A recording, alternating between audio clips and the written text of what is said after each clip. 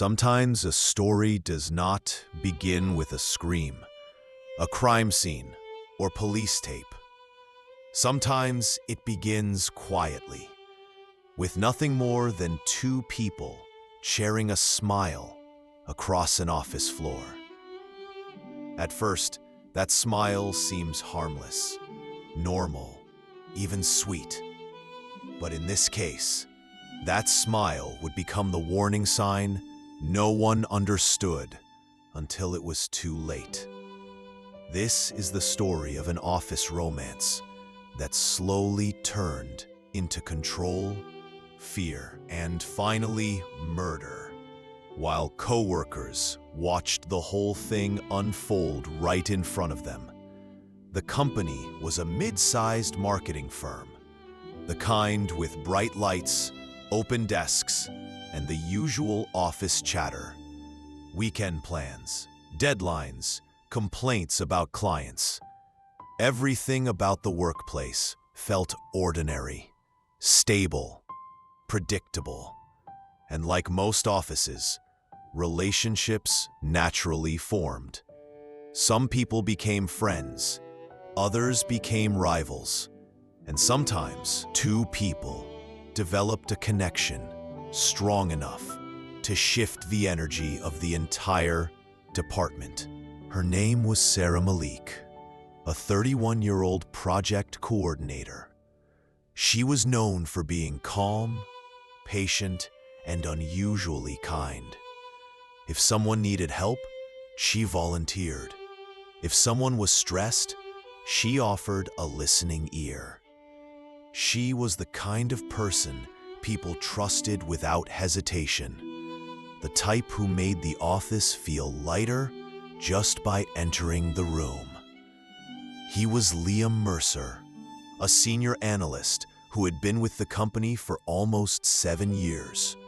On paper, he was reliable and smart. In person, he carried a confidence that some colleagues admired and others quietly disliked. He wasn't disrespectful, but he had a way of speaking like he always knew more than everyone else. Some said he was charming, others said he was controlling. But when he talked, people listened. No one remembers the exact day Sara and Liam started getting close. It didn't happen in a dramatic way. It began slowly, the way most dangerous things do. A shared joke, a friendly chat by the coffee machine. Lunch breaks that used to be separate suddenly became shared. Soon, the two were walking into meetings together, leaving work at the same time, exchanging little looks that everyone noticed. At first, the office enjoyed it. Romance in the workplace wasn't new, and most people saw it as something cute, something innocent. Some even teased Sara about it, and she would blush and wave them off. Liam, on the other hand, didn't seem embarrassed at all. He liked the attention. He liked being seen with her. But as weeks turned into months, the atmosphere changed. Coworkers later said they noticed the shift before Sara did. They noticed how Liam inserted himself into every part of her day. If she talked to another male colleague for too long, he would appear beside her, smiling but with a sharpness in his eyes that made people uncomfortable. He asked her who she texted during breaks. He insisted on picking her up and dropping her off, even when she said she preferred walking. At first, people brushed it aside. They told themselves it was normal relationship behavior. A little jealousy, a little protectiveness, Nothing alarming. After all, no one wants to assume the worst. But over time, small things became big things, and the mood around the couple grew tense. Sara started withdrawing. She wasn't as cheerful in the mornings. She stopped joining group lunches. She avoided long conversations with people she used to be close to. When someone asked her if she was okay, she smiled too quickly and said she was just tired, too busy, too stressed. Anything to end the conversation. Co-workers later admitted they noticed how she became quiet whenever Liam entered the room. Her shoulders tightened, her voice lowered. She looked like someone who was constantly trying not to make a mistake. One afternoon, during a team meeting, something happened that many later described as the first real sign. Sara was presenting a project update, speaking softly but clearly, when Liam interrupted her in front of everyone. He corrected her about a detail that didn't matter. His tone wasn't angry, but it was sharp enough to embarrass her.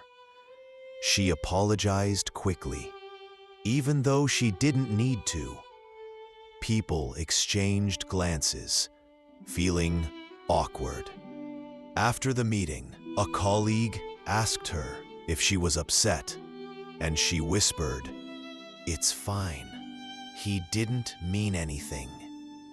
But people started paying attention after that. They noticed how Liam always wanted to know where she was. They saw him checking her phone once when she wasn't looking.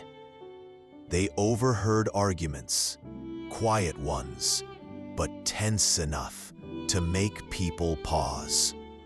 Sara always defended him, always said everything was fine, always looked guilty, as if she was the one causing trouble. Still, no one imagined things would escalate. Office gossip painted it as a complicated relationship, maybe unhealthy, but certainly not dangerous. A few people privately discussed telling HR, but they didn't.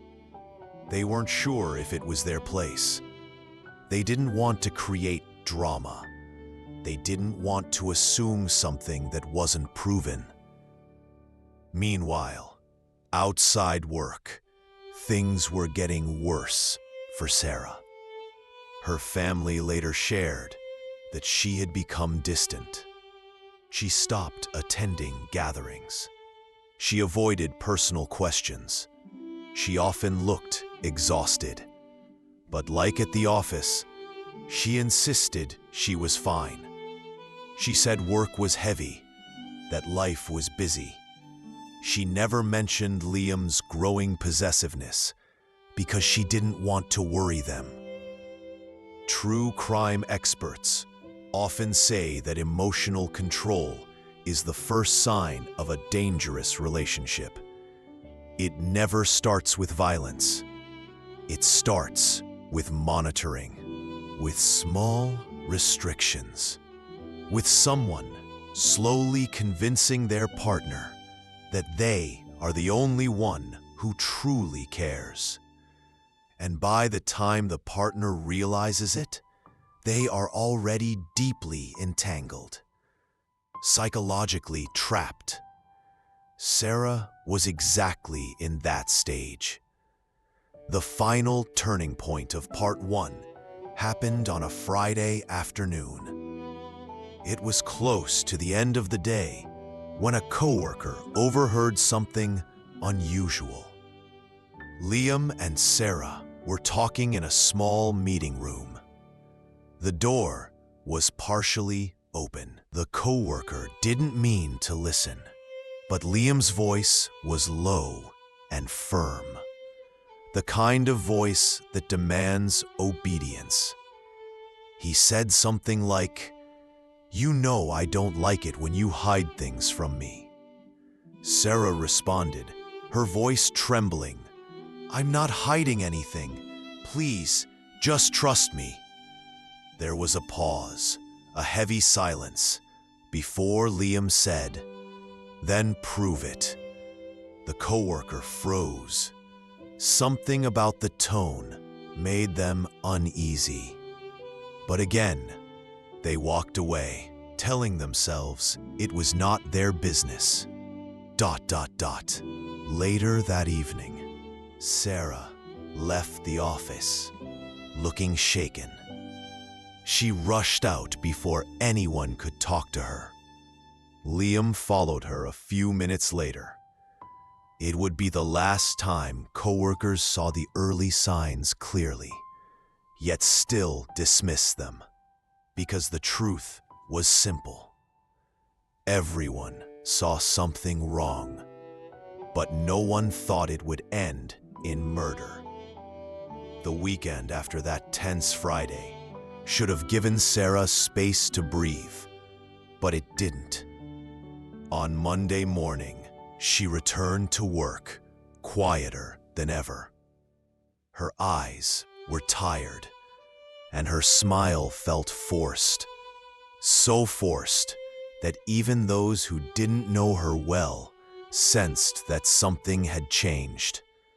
She walked straight to her desk, avoided unnecessary conversations, and jumped into her tasks, as if hiding inside work could protect her from whatever she had faced over the weekend. Colleagues later said she seemed like someone carrying a weight no one could see. Liam arrived moments later, acting as if nothing was wrong. He spoke loudly, laughed with a few coworkers, and behaved with an ease that did not match Sara's tension. But people noticed the small things. The way he kept glancing at her desk, the way she straightened every time he walked by, the nervous flicker in her eyes whenever he stood too close. Many workplace relationships grow with warmth and mutual respect. Sara and Liam's, however, was now beginning to crack under imbalance. What had started as quiet affection had shifted into something heavy, something that felt like ownership. The first serious sign came during lunch that day. Sara tried to join a group at the cafeteria, something she had not done in weeks. For a moment, she looked like her old self, talking softly, holding a warm cup of tea, trying to reconnect. But within minutes, Liam appeared, pulled a chair close to her, and joined the table with a smile that didn't reach his eyes. He didn't speak much. He didn't need to. His presence alone silenced the conversation. The air turned stiff. People exchanged uncomfortable looks. Sara barely touched her food. When lunch ended, she stood up quickly and excused herself, walking away almost too fast. Liam followed a few seconds later. Two colleagues talked after she left. One of them said, "There's something wrong there." The other agreed, but then shrugged. Maybe it's just relationship stress. That sentence became something people told themselves again and again, a way to avoid the responsibility of stepping in. But by midweek, there was no denying things were worsening. Sara began arriving late. Some mornings, she looked like she had been crying. She typed slower, lost her focus, and often stared at her screen without moving.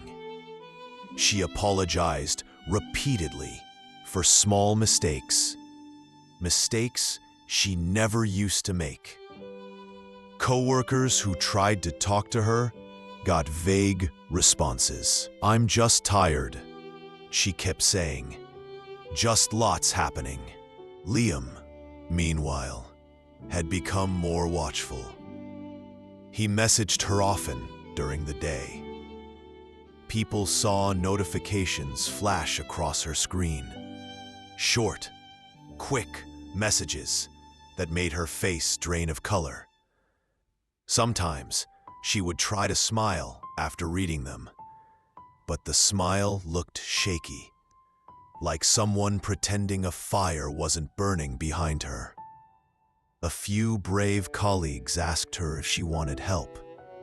She thanked them, but insisted she was fine, and she meant it. Because victims in emotionally controlling relationships often convince themselves they can handle things alone. They fear embarrassment, misunderstanding, or escalation. They protect their abusers without meaning to, believing every excuse they've been told. "You're overreacting. It's your fault. This is love." And Sara was trapped in that emotional maze. Then came the day that changed everything: the company's monthly review meeting. It was held in a larger conference room with department heads and senior staff in attendance. Sara had prepared her presentation carefully.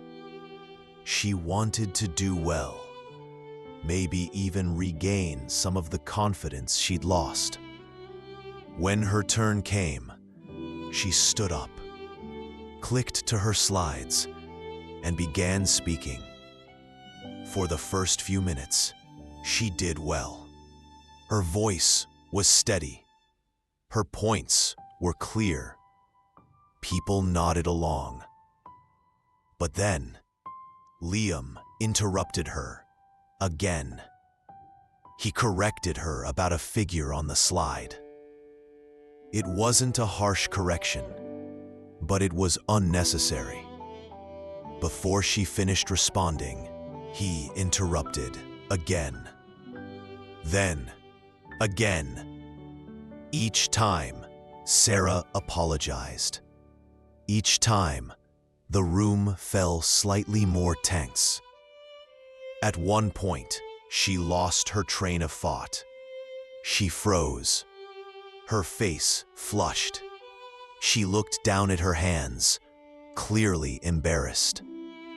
Instead of helping, Liam leaned back in his chair with a look of annoyance, as if she had personally disappointed him. A senior manager stepped in gently and asked her to continue at her own pace. She finished the presentation, but her confidence was gone. After the meeting, colleagues whispered among themselves. People wanted to say something to her, but she rushed out of the room before anyone could try. Later that day, someone overheard Liam speaking to her near the stairwell. His voice was low, sharp, uneven. "Why would you make me look stupid?" he asked. Sara's voice was barely audible. "I didn't mean to. I was nervous." There was a thud. Not a violent one, but like someone hitting the wall with the palm of a hand. The coworker listening froze, heart racing. But again, they walked away without interfering. This was the moment many later regretted. Because right after that incident, Sara began changing in clear, painful ways. She stopped trying to socialize. She avoided eye contact. She took her lunch breaks alone. She jumped whenever her phone vibrated. She looked smaller somehow, like the light inside her was fading. True crime psychologists call this the withdrawal phase, when the victim emotionally shuts down in order to survive the growing control around them. They stop resisting because resistance brings conflict. They stop expressing themselves because expression triggers anger. They become quiet, careful, almost invisible. But outside the office, things were spiraling even faster. Sarah's sister revealed that Sara had visited her one evening, unexpectedly. She cried for almost an hour, but refused to explain what was wrong. She just kept saying she felt stuck, scared, and unable to think clearly. Her sister begged her to talk, to leave the relationship, to come home. Sara promised she would think about it, but she didn't, or maybe she couldn't. Victims often stay because leaving feels impossible. Emotionally, financially, or mentally, they fear the reaction. They fear the unknown. They fear the person who says they love them. And Liam had slowly made himself the center of Sara's world in a way that felt impossible to escape. Back at the office, the tension grew thicker. People avoided getting involved, but they felt uncomfortable watching the unraveling happen so publicly. Some believed the couple would eventually break up. Others thought they needed counseling. No one imagined violence. No one imagined danger. But one person in the office saw something others didn't: the quiet fear in Sara's eyes whenever she looked at Liam. This colleague, someone who had worked with victims before, tried to gently ask her if she felt safe. But Sara smiled faintly and said, "He just cares a lot, sometimes too much." She said the words softly, almost like she didn't fully believe them, but wanted others to. And the colleague noticed her hands trembling. By the end of the week, Sara began leaving work early whenever she could. She no longer waited for Liam. Sometimes he followed. Sometimes he didn't. But one thing was clear. The relationship had shifted from romance into possession. Everyone felt it. Everyone saw it. But still, no one acted. And by the time they finally understood the danger, it would already be too late. It was the stage where strangers could feel the tension simply by standing near Sara and Liam, where silence carried fear and every whispered conversation carried worry. It started gradually, as most dangerous escalations do. In the days that followed the tense monthly meeting, Liam's behavior grew tighter around Sara, like a rope slowly pulling inward. He wanted to know where she was at all times. He questioned her if she walked to the restroom alone for too long. He hovered near her desk, pretending to check something on his phone, but really watching her. Always watching her. And Sara, she had become a shell of the bright woman she once was. She barely spoke. She barely smiled. She looked like someone who had been living in fear for so long that she forgot what normal felt like. Some colleagues said she began wearing long sleeves, even on warm days. Others remembered seeing faint, dark marks around her wrists one morning, like she had been grabbed too tightly. No one asked. People noticed, but people stayed silent. It was a Wednesday morning when everything began unraveling unmistakably. Sara came to work late.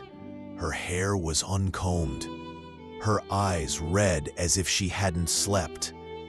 When she sat down at her desk, her hands trembled so violently she had trouble plugging in her laptop charger. A colleague leaned over gently and asked, "Are you okay?" Sara forced a tiny smile and whispered, "Just a rough night." But moments later, Liam entered the office. His face was stiff, his jaw locked. The atmosphere instantly shifted. Sara looked down at her keyboard, shoulders tight as if bracing herself. Liam walked straight to her desk and asked, too quietly for most to hear, "Why didn't you answer last night?" His tone wasn't loud, but it carried a coldness that made the nearest colleague freeze.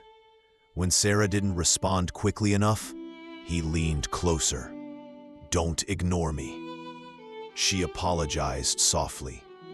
"My phone died. I'm sorry." It was a simple line, but it sounded rehearsed, as if she had used it many times before. A colleague sitting 2 desks away later said that this was the moment they realized the relationship wasn't just bad, it was dangerous. Later that day, Sara went to the restroom and didn't return for almost 20 minutes. A coworker, worried, checked on her and found her standing by the sink, staring at herself in the mirror with blank eyes. Her face looked pale, her breathing uneven. "Do you want me to help you talk to someone? Maybe HR?" her colleague asked gently. Sara's reaction was immediate and just as frightening. Her eyes widened, and she shook her head quickly. No, please don't. It will make things worse." That line, "It will make things worse," should have been the biggest warning sign of all. Because victims of controlling partners often fear outside help. They fear the abuser's anger more than their own suffering. They fear consequences more than pain. They fear escalation more than escape. And Sara's fear was growing.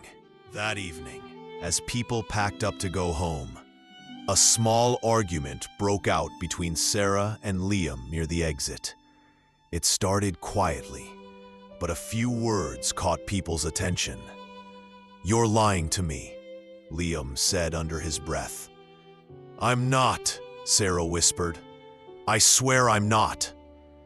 A coworker standing near the door heard Liam say something chilling, something that would haunt them later. "If you ever try to leave me, you'll regret it." It wasn't shouted, it wasn't loud, but it was said with a certainty that sent a cold shiver through the listener's spine. The next day, Sara showed up looking even worse. She avoided everyone, including the colleague who tried to help her before. She seemed scared to talk, scared to be seen, scared to breathe too loudly. Liam's shadow seemed to follow her everywhere. This was the point where people finally began openly discussing the situation. A small group gathered in the break room, speaking in low voices, debating whether to inform HR. But no one wanted to be the one to create trouble. Someone said, "What if they're just having a rough patch?" Another said, "What if she gets angry at us for interfering?" Someone else even said, "HR might not do anything anyway." It was the same excuses many workplaces use when they see something wrong but don't want to get involved. Meanwhile, Sarah's fear continued to deepen. On Friday afternoon, she received a message on her phone that made her face go white. She stood up quickly, grabbed her bag, and left her desk without telling anyone. A colleague tried to ask if everything was okay, but she brushed past them and hurried toward the elevator. Minutes later, Liam left the office too, rushing after her. That evening became another turning point. Around 8:30 p.m., Sarah called her sister in tears. She said she felt unsafe. She said Liam was becoming unpredictable. She said she wanted to end the relationship, but didn't know how. Her sister begged her to come home, to leave him immediately. But Sarah said something heartbreaking. "He won't let me." She cried quietly, repeatedly apologizing to her sister without explaining why. Her sister asked if he had hurt her physically. Sarah hesitated. That hesitation said everything. The next Monday, things became even more tense. The office felt on edge. People sensed a storm approaching, even if they didn't know how close it already was. Sarah came in late again, but this time she looked determined, almost like someone making a decision they feared but knew they had to take. She avoided Liam completely. She focused on her work. She kept her phone in her drawer. At lunchtime, she confided in a female colleague for the first time. Her voice was shaky, but she admitted that she wanted to break up with Liam. She admitted she was scared of how he would react. She admitted he had threatened her before. She admitted she felt trapped. Her colleague urged her to speak to HR or security immediately. Sarah nodded, but said she needed a little more time. Neither of them knew she didn't have any time left. That same afternoon, Liam confronted her near the stairwell again. This time, his voice was not calm. It was angry, sharp, and loud enough for two people to hear through the hallway. "How dare you avoid me? You think you can ignore me? You think you can embarrass me in front of everyone?" Sarah's voice was barely audible. "Please, not here. Not at work." Someone approached, forcing Liam to step back. But the rage in his eyes was unforgettable. This was the moment the office could no longer pretend they didn't see. People began planning to report to HR the next morning. People began talking about stepping in. People began thinking about helping Sarah leave him safely. But fate had already made its decision, because within the next 48 hours, everything would reach a breaking point, one that would end in tragedy that no one could undo. The courtroom was packed long before the trial even began. People who had never met Sarah or Liam showed up early just to secure a seat. The story had spread far beyond their office building. Local news covered it relentlessly, and true crime forums were flooded with theories. Some blaming Sarah for leading Liam on, others blaming Liam for being unstable long before the affair. But everyone agreed on one thing. the truth still felt incomplete. When Liam was escorted into the courtroom on the first day, handcuffed and dressed in a plain prison uniform, he looked nothing like the confident manager who once held the department together. His posture had changed. His eyes were hollow, and for the first few seconds, he scanned the room as if searching for Sara, an instinct crawling out of memory. When he didn't find her, he looked down again, as though waking up to the reality that she was never coming back. Stop. The prosecution began by laying out the timeline with devastating clarity.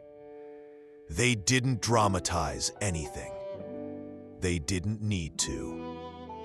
Every detail of Sara's final day already carried unbearable weight. They showed messages, calendar entries, CCTV clips, and photos from the crime scene. The jurors shifted uncomfortably, especially when they saw the photos of Liam waiting for Sara outside the office. A moment captured only by coincidence, but one that now acted like a window into his boiling emotions. He wasn't pacing. He wasn't anxious. He was standing still, staring at the entrance, almost rehearsing something in his mind. Next came the testimonies from their co-workers.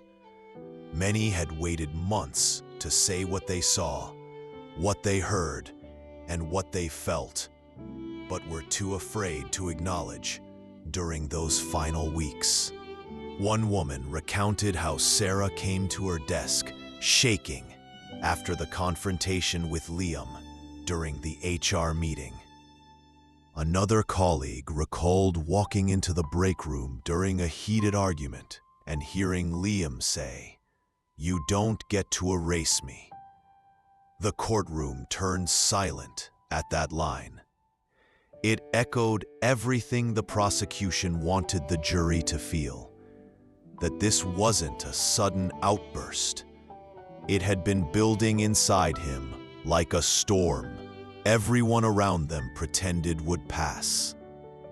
But what struck the courtroom the most was the testimony from a coworker who had always stayed quiet. She spoke softly, almost whispering, but her words cut through the silence. She said she once saw Liam crying alone in a conference room after Sara avoided him during lunch. She thought it was just heartbreak, not danger, not a warning. "I kept telling myself it wasn't my business," she said, "but now I live with the guilt that maybe it was." On the defense side, Liam's attorney argued that he acted out of emotional collapse. They painted him as a man who spiraled into despair after losing the two things he valued most: his career stability and the relationship he thought could fix everything broken inside him. They pointed to his long work hours, the stress, his lack of family support, and his deteriorating mental state. They never claimed he was innocent. They only argued that it wasn't planned. It was an impulsive act of anguish. To support their case, they called a psychologist who had evaluated Liam after his arrest. The expert explained that Liam's behavior showed signs of extreme emotional dependency. He said Liam had attached himself to Sara as a source of validation, linking his success and self-worth to her presence. Losing that relationship made him lose emotional control. The psychologist emphasized this wasn't an excuse, just an explanation of the mental fracture that preceded the murder. But the prosecution countered with a simple but powerful reply. Liam had choices. He could have walked away. He could have asked for professional help. He could have listened when HR intervened. Instead, he allowed anger, jealousy, and rejection to guide him. As the trial progressed, the courtroom experienced moments of deep tension. But the most emotional moment came when Sara's family was called to testify.